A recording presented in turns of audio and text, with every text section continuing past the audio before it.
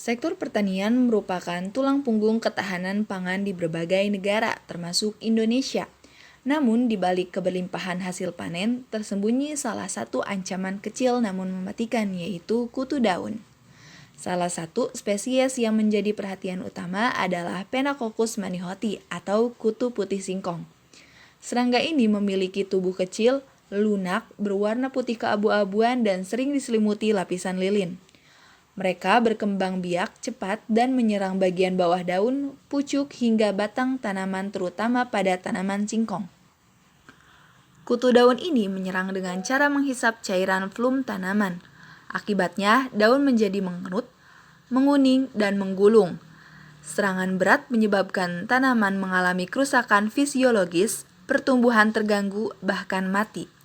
Selain itu, kutu ini menghasilkan embun madu yang memicu pertumbuhan jamur jelaga atau sooty mold, menghambat fotosintesis dan menurunkan hasil panen secara drastis.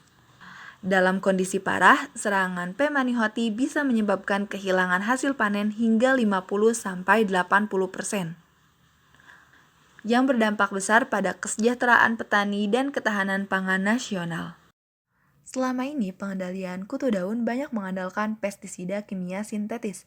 Namun, penggunanya dalam jangka panjang membawa dampak negatif, diantaranya yaitu kerusakan ekosistem tanah dan air, kematian serangga non-target seperti lebah dan predator alami, serta residunya bisa masuk ke dalam tubuh manusia melalui makanan, yang beresiko menimbulkan gangguan kesehatan seperti kerusakan hati, sistem saraf, bahkan kanker.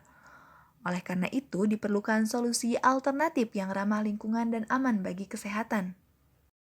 Untuk menciptakan solusi yang tepat, kami telah melakukan kajian literatur dari berbagai sumber mengenai kriteria dan batasan dalam pengembangan produk biopestisida tersebut. Kriteria yang ditetapkan antara lain bahan harus mudah diperoleh dari lingkungan sekitar, tidak membahayakan kesehatan manusia, ramah lingkungan, murah, dan mudah diaplikasikan. Di sisi lain, kendala atau batasan yang perlu diperhatikan meliputi tingkat kestabilan larutan, waktu simpan yang terbatas, dan kemungkinan variasi efektivitas pada jenis tanaman yang berbeda. Setelah mencari, kami menemukan beberapa tumbuhan yang memiliki senyawa aktif yang tidak disukai oleh kutu daun, seperti daun mimba, sirsak, serai, daun pepaya, cabai, dan bawang putih yang terbukti bersifat repelan, toksik, dan antivedan terhadap serangga. Dari beberapa ide yang muncul, dipilih solusi terbaik berupa pestisida nabati cair yang terbuat dari campuran daun pepaya, cabai, dan bawang putih, serta membuat perbandingan dengan mengganti daun pepaya dengan menggunakan serai. Alam sebenarnya telah menyediakan solusi yang aman dan efektif untuk mengatasi kutu daun. Beberapa tanaman herba lokal terbukti mengandung senyawa fitokimia yang tidak disukai bahkan mematikan bagi kutu daun.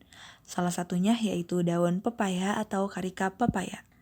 Menurut Ramadona et al. Pada tahun 2018 dalam jurnal Ilmu-Ilmu Pertanian Indonesia melaporkan bahwa ekstrak daun pepaya dengan konsentrasi 50% dapat menyebabkan mortalitas kutu daun hingga 91,3% dalam jangka waktu 48 jam. Daun pepaya kaya akan senyawa metabolit sekunder seperti flavonoid, alkaloid, saponin, dan tanin. Flavonoid bekerja dengan mengganggu enzim pencernaan serangga, alkaloid dapat menyebabkan gangguan saraf, sementara saponin dan tanin merusak lapisan kutikula serta menghambat penyerapan nutrisi. Tanaman herbal kedua yang tidak disukai kutu daun yaitu serai atau Cymbopogon citratus. Serai mengandung senyawa utama bernama citral yang merupakan kombinasi dari dua isomer, geranial dan neral. Citral dikenal sebagai senyawa aromatik yang memiliki efek repelan kuat yaitu mengganggu sistem penciuman dan orientasi kutu daun. Selain itu, serai juga mengandung linonen, myrcene, dan linalol yang berperan sebagai pumigan alami dan neurotoksin ringan bagi serangga. Selain dari daun pepaya dan serai, cabai dan bawang putih juga dapat dijadikan sebagai pestisida alami. Cabai dengan kandungan senyawa utama yaitu capsaicin, komponen aktif yang menyebabkan rasa pedas. Capsaicin bekerja sebagai neurotoksin, merusak reseptor rasa dan saraf pada serangga. Selain itu, senyawa ini mengandung dihidrocapsaicin dan capsaicinoid lainnya yang mampu menghambat aktivitas makan atau antivedan dan reproduksi serangga. Di samping itu, bawang putih mengandung alisin, senyawa sulfur aktif yang terbentuk ketika bawang putih dihancurkan. Alisin bersifat antibakteri, anti jamur, dan insektisida alami. Senyawa ini merusak membran sel dan sistem saraf pusat serangga. Selain itu, kandungan dialil disulfid dan ajoen turut memperkuat efek toksin terhadap kutu daun. Setelah melakukan pengumpulan informasi, berbagai alternatif solusi mulai dikembangkan. Beberapa opsi yang muncul antara lain membuat ekstrak tunggal dari satu jenis tanaman, mencampurkan dua bahan untuk efek yang lebih sinergis, atau menggunakan seluruh kombinasi dari serai, daun pepaya, cabai, dan bawang putih hingga mempertimbangkan metode pengolahan seperti perendaman atau fermentasi, serta menentukan bentuk aplikasi yang paling efektif, apakah dalam bentuk larutan semprot, pasta, atau rendaman. Adapun langkah-langkah pembuatan formulasi pengusir kutu daun yaitu sebagai berikut.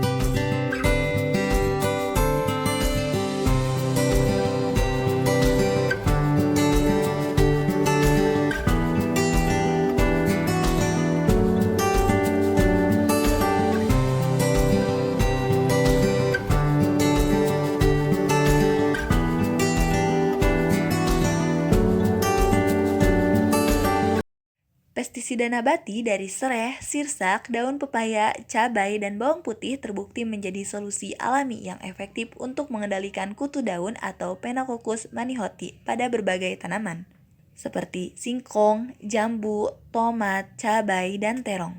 Selain formulasi ini mudah dibuat dan ramah lingkungan, biopestisida ini aman bagi manusia dan mendukung pertanian berkelanjutan tanpa ketergantungan pada bahan kimia.